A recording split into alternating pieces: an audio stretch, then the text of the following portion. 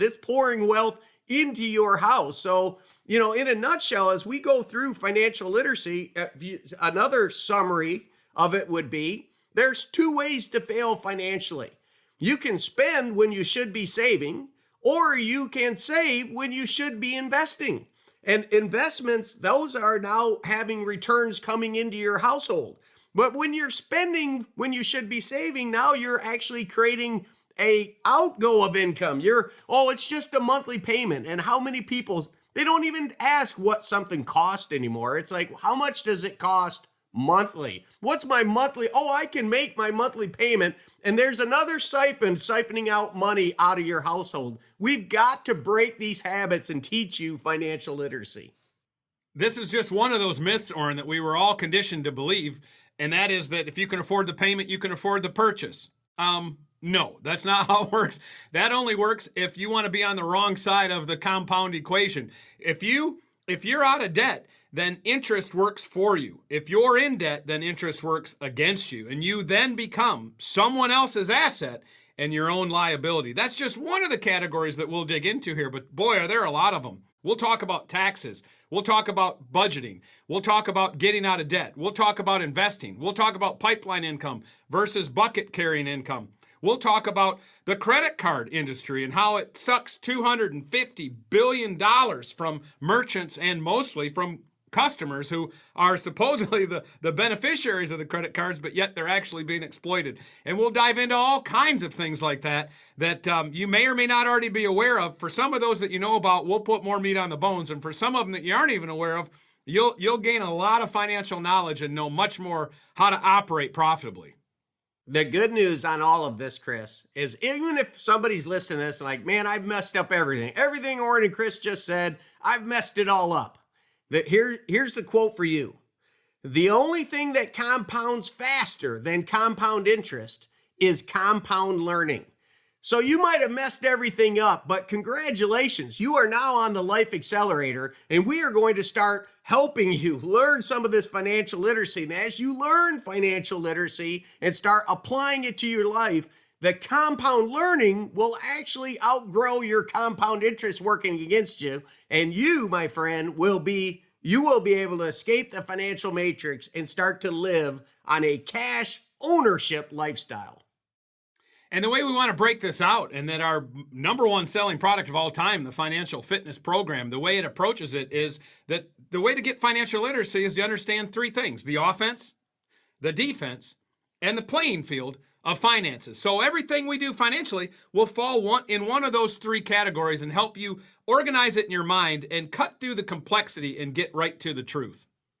So now that's the financial literacy aspect. Now let's move into leadership, Chris. And this is another, it's we launched our move to the top, so to speak, with this book, Launching a Leadership Revolution. And it hit number one on the New York Times bestseller list. And then we've gone across the world teaching on leadership principles, anything from traveling to Italy and speaking at the Italian Senate to all over the world, Korea, all over the world talking about leadership. And everything in life, everything rises and falls on leadership. Yeah, that's why the second key to wealth is leadership. And people might hear this and think, hold on, wait a minute. I'm not a leader. I'm not in a position of authority. That might not apply to me. Maybe you're tuning out right now. But here's the thing that really made our book so popular. I think part of it was that we let people know right up front that, wait a minute, whether you want it to be true or not, every one of us at some point in life will be called upon to lead at some point, and probably multiple points in time. The only question is, when that call comes, will we be ready? It may be in a family issue or crisis. It may be something relationally. It may be something financially. It may be something in work, maybe something in your profession.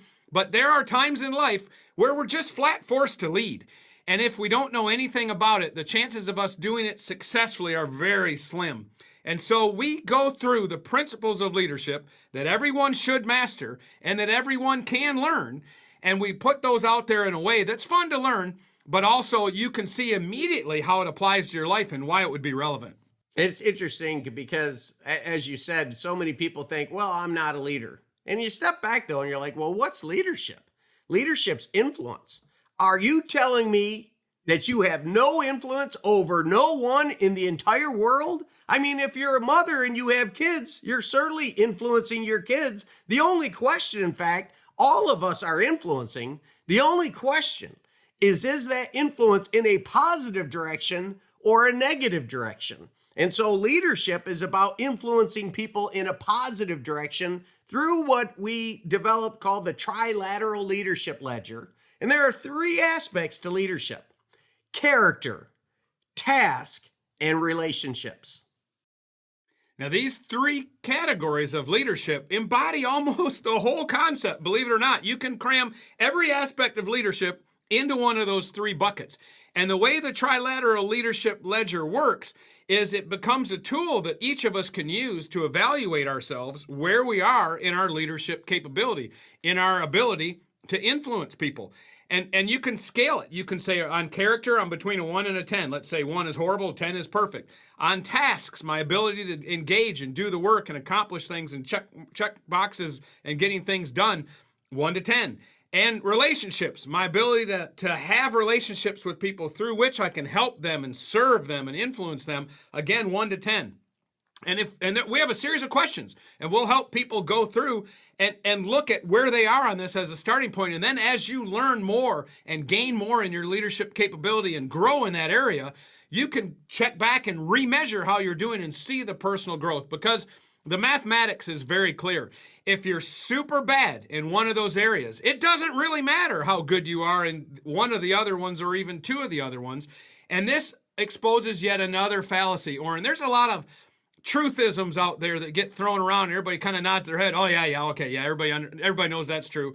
That when upon deeper analysis, you realize that they don't hold up. And one of them lives here in this area, where people will say something like, just focus on your strengths and starve your weaknesses. And that sounds so good because, oh, good, I don't have to worry about my weaknesses. I can just do what comes naturally to me and focus on that. Well, no. Unfortunately, success doesn't work that way. We are actually required, if we want to succeed, if we want to be happy, if we want to maximize our fulfillment and impact in life, we are actually forced to play by the rules of success. And the rules of success state that you must shore up your weaknesses. Otherwise, you take from your strengths. Imagine on that scale of 1 to 10, maybe I should have said 0 to 10, because imagine if your ability to forge relationships is a 0, it doesn't matter how good your character is. Well, it always matters how good your character is. But in the overall ability to lead, if your character is a 10 and you work super hard and you're a taskmaster and your tasks is a 10, but you can't build any relationships with anyone because you're a 0 there, 10 times 10 times 0 is still 0. So, I mean, this gets back to, if the 3 keys to wealth is a person's fate or is a person's destiny, then you can't afford to be bad at any one of those 3 keys. You can't just say, oh, well, leadership's a weakness, so I'm not going to worry about that. No. No, you're going to have to focus on leadership. Is it character? Is it your task? Or is it your relationships that's making you fall down in the leadership area? And you're going to have to change, which brings me to one of my favorite quotes that I say over and over and over again. You either hate losing enough to change, or you hate changing enough to lose. Now, Chris, you and I tend to be competitive individuals, and so we were bad. I mean, when it comes to character, task, relationship, I can speak for me. My score was a 0 because my relationship score, I mean, the best thing they can come up to say about you at 18 years old in your high school yearbook is arguing early and late. If a line were crooked, he'd argue it straight.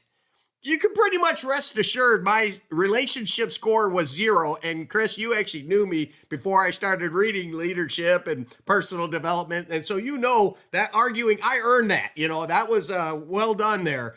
And so my score at leadership was 0. And I had to confront brutal reality and say, well, it may be a 0 now, but it can't stay a 0. I'm going to have to learn to not argue just because I disagree right away and maybe seek to understand a little bit.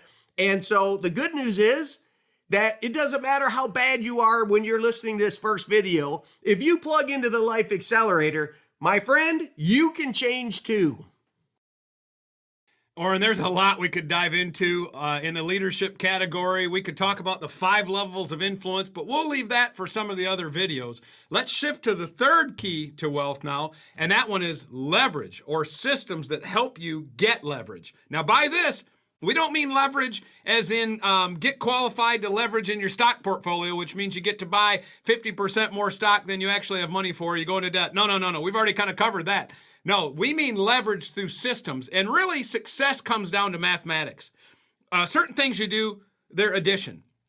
Other things you do, they're multiplication. So perhaps learning financial literacy, maybe that's additive in your life. Learning leadership and applying it and growing in your leadership capability, maybe that gets to be multiplicative. But now when we talk about leverage, when we talk about systematizing things you do and getting massive leverage on your results, this is exponential results. This is hyperbolic. One of my favorite definitions of systems. Systems help ordinary people produce extraordinary results. By coming up with predictable processes, people can start producing results way beyond maybe their individual talent. It's like people said about Ray Kroc when he created the McDonald's franchise, and he focused on creating a system that was so predictable that 18-year-olds and retirees could run that system and produce a result to where McDonald's catapulted to the #1 restaurant franchise through the power of systematic thinking. One example of systematic thinking is that discretion is the enemy of duplication. Well, what's duplication? Duplication is the ability for people all over the place to copy a successful pattern easily and get the same results by following those same steps in the recipe. If there's too much discretion, too much invention, too much creativity within those steps, then it can't be copied and duplication doesn't result, and you're back to one-to-one mathematics. But if you want hyperbolic exponential growth, you have to eliminate discretion and come up with systems and steps that are easily reproducible and can multiply over time. This is true in business. It's true in our personal lives. It's true if you're an entrepreneur or an intrapreneur working within a big company. You'll find that it's true as you try to scale up your success, that discretion is the enemy of duplication. You want to think about how things can be duplicated, repeated, and scaled up. And Orrin, I think that's what systems are all about, scaling up. You know, it's interesting because today when you say IBM, people don't think of the IBM that maybe you and I grew up with, Chris, when we were young. But IBM was a juggernaut. I mean, it was so successful at one time that the United States government sued them saying that they were a monopoly and they had to break up IBM. So they spent multi-millions of dollars fighting off the government saying they weren't a monopoly. Now, why? Because their founder, one of the early founders of IBM, was a man by the name of Thomas Watson. And Thomas Watson said every day at IBM was devoted to business development, not doing business. We didn't do business at IBM, we built one. Now notice what Thomas Watson's saying here is they focus on business systems. If we can develop the right processes, we can produce a predictable result every single time. And IBM became a multi-billion-dollar business through predictable systems.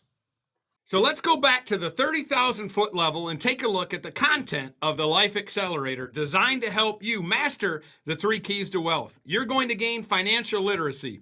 You're going to learn and improve your leadership, and you're going to understand and learn how to implement systems in order to get leverage on everything that you do. With those 3 pieces in place, as you continue to learn and apply and check back often, go through these things, there's something called passive learning. Just because some of these are videos and there'll be a lot of screen content, maybe the second or third time that you absorb them, you can just play them as an audio in the background. You can play them as an audio in the background while you're driving down the road. We'll call it a university on wheels. There's power in repetition, going through this material again and again. There's power in passive learning. And this library has been designed to provide you an abundance of material taught to come at you a bunch of different ways. So even if you have different learning styles, each of you out there can take a lot away from this.